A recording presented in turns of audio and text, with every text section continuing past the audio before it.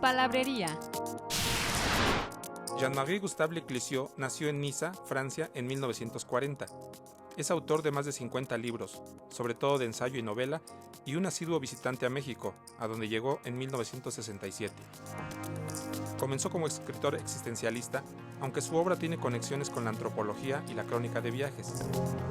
Entre sus principales títulos destacan El sueño mexicano, Fiebre y El africano. La Academia Sueca le concedió el Premio Nobel en 2008 por ser el escritor de la ruptura, de la aventura poética y de la sensualidad extasiada, el investigador de una humanidad que se encuentra fuera o debajo de la civilización dominante. Libros sobre África, sobre Michoacán. ¿Fue la intención desde entonces, cuando empezó usted a escribir este tipo de literatura? Yo no soy antropólogo por nada, no es mi especialidad, pero siempre me ha atraído la conexión entre literatura y las ciencias humanas, ciencias sociales. Y encontré que México es un terreno perfecto para este encuentro.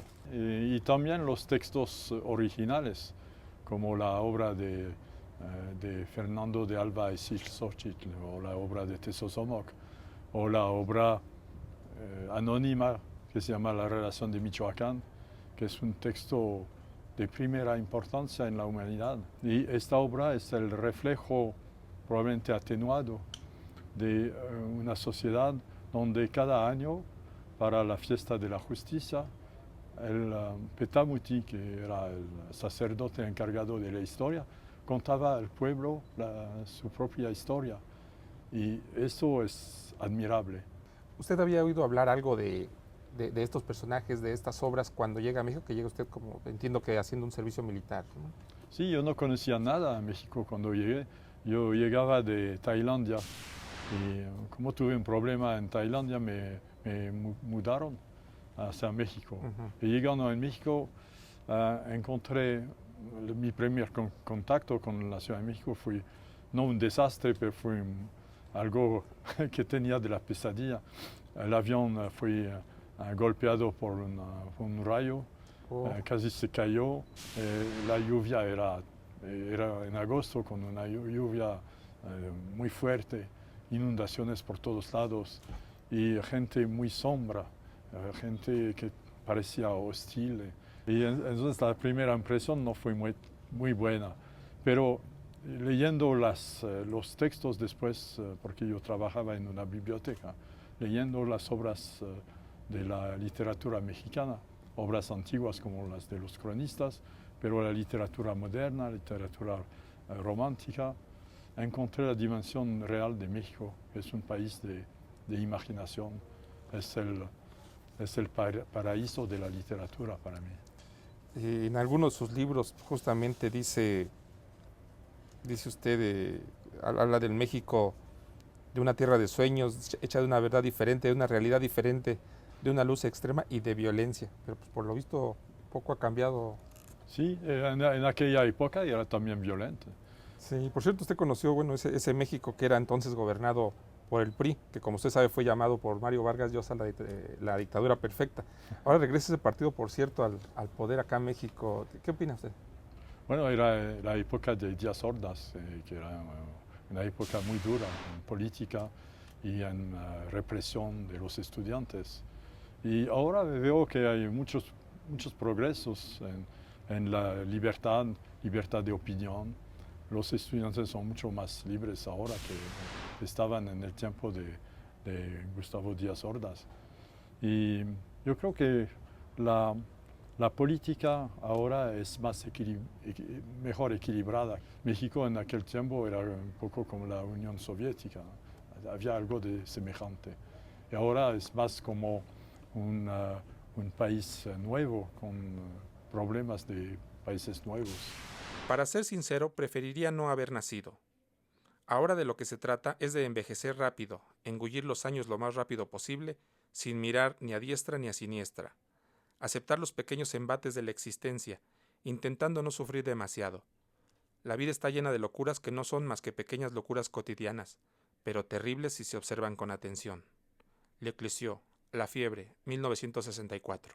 Usted empieza como un escritor existencialista, digamos. ¿En aquel momento tomó partido en algún momento entre Jean-Paul Sartre, Albert Camus? Sí, siempre me ha fascinado Jean-Paul Sartre. Para mí es el filósofo más verdadero de la filosofía francesa. A Camus le tengo bastante desconfianza porque en tiempo de la guerra de Argelia no tomó posición. Y ese me afectó porque yo era joven y yo era bajo la amenaza de ir en Argelia para combatir a los independentistas de Argelia. Y Camus nunca tuvo la audaz de decir la verdad, y Jean-Paul Sartre sí lo dijo. Jean-Paul Sartre, que también, por cierto, renuncia al premio Nobel. Sí, eso fue muy bien. Si usted escribió en el 64, hace tiempo renuncié a decir todo lo que pienso. Me he conformado con escribirlo todo en prosa. O sea que la poesía, las novelas y los cuentos son antigüedades que ya no engañan a nadie o casi a nadie. Considerando que no es un personaje, sino que es un epílogo de un libro, ¿cómo lo ve ahora?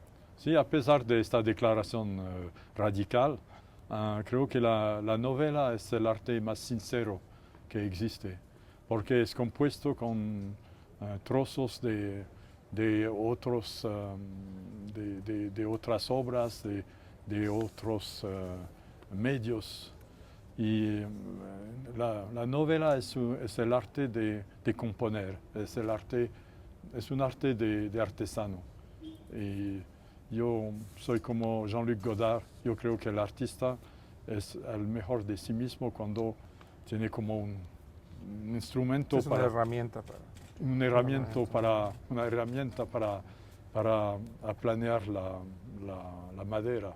Se dice que Shakespeare es el padre de la lengua inglesa, Dante la italiana, Goethe la alemana, Cervantes la española. ¿Quién es para usted el autor de referencia, la máxima pluma en el caso de la lengua francesa? Para mí sería Malcolm de Chazal. Es un poeta mauriciano poco conocido, pero que renovó totalmente la utilización de la lengua francesa. Hizo de esta lengua que es demasiado rígida, demasiado impermeable.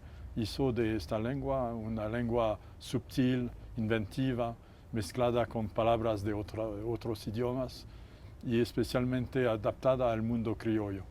Algo así como Aimé Césaire.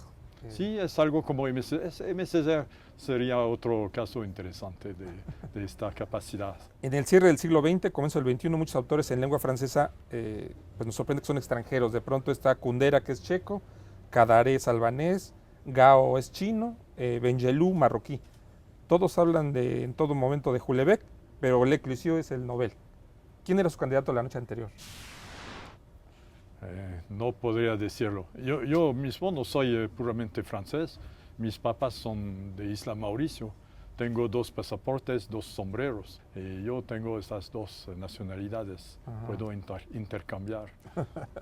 En ese sentido se siente como parte de ese grupo. Sí, no realmente parte de este grupo, pero pertenezco a algo que dio risa a Octavio Paz, que se llama la francofonía. Él decía, ¿acaso no sería la francofobia? No, es la francofonía. Pertenezco a la francofonía.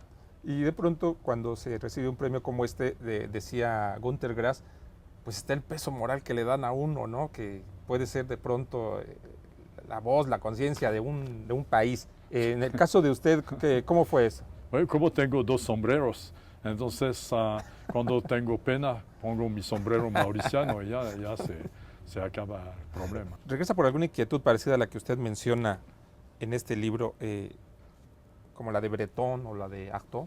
El motivo de este libro, el sueño mexicano o el pensamiento interrumpido, fue la obra de Artaud. Yo empecé escribiendo, gracias a José Luis Martínez, que me invitó en su biblioteca.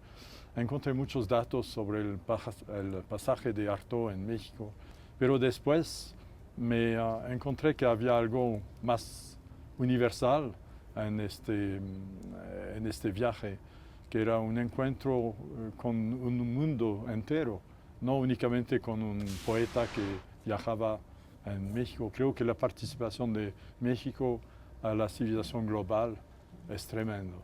Como la obra de Juan Rulfo, por ejemplo, que para mí es el escritor mayor de la novela del siglo XX.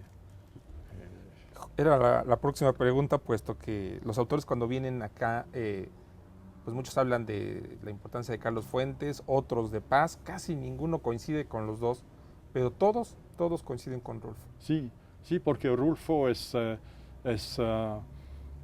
un milagro de la cultura mexicana. Tuvo un papel menor en la vida literaria en México, pero a la vez escribió con sus dos libros y un ensayo que hizo sobre Colima. Estas tres obras construyen la obra mayor de la literatura moderna mexicana, porque es a la vez realista, fantástica, es una prefiguración de Gabriel García Márquez. Es él que inventó todo lo que cuenta en la imaginación moderna. En esa brevedad, en esa singularidad de la obra, sería como Arthur Rimbaud. Sí, sí, es el mismo pesimismo, una especie de fascinación para la muerte y una voluntad de destruirse, que es algo, yo creo que denuncia al genio. Todos los días perdemos la cabeza debido a un poco de calentura, un dolor de muelas o un vértigo pasajero. Nos enojamos, nos extasiamos, nos embriagamos. Nada dura mucho tiempo, pero es suficiente. Hace mucho tiempo que renuncié a decir todo lo que pienso. Me he conformado con escribirlo todo en prosa. La poesía, las novelas y los cuentos son antigüedades peculiares que ya no engañan a nadie, o casi a nadie. Le Clézio, La fiebre, 1964. ¿Cuál es su escritor favorito? Es una buena pregunta. Aimé Césaire sería uno de mis favoritas, porque es un escritor muy inventivo y que practicó el arte de la interculturalidad, que para mí es la noción esencial para los tiempos modernos. De hecho, él con dos escritores más tenían el movimiento de la negritud, le llamaron ellos, ¿no? Sí, pero él hizo mucho más que eso. Hizo una obra de teatro que se llama Une tempête, una tempesta, que es la obra de Shakespeare escrita por un esclavo. Bueno, y finalmente, se lo tengo que preguntar, ¿le cree usted a Florence Cassé? No conozco a la persona, tengo mucha tristeza para su familia. Pasó delante de una corte de justicia y yo respeto a la Corte de Justicia mexicana, porque es independiente, no está bajo la influencia ni de Francia ni de los políticos mexicanos. Aunque motivó un conflicto, una crisis diplomática, sí, no conflicto, pero sí una crisis. Pero la culpa, usted sabe quién la tiene. Así que... Empieza con ese y acaba con... Exactamente. Pues especulo que está muy satisfecho usted con Hollande. Sí, es un señor que no hace, que no espanta como su predecesor. Palabrería.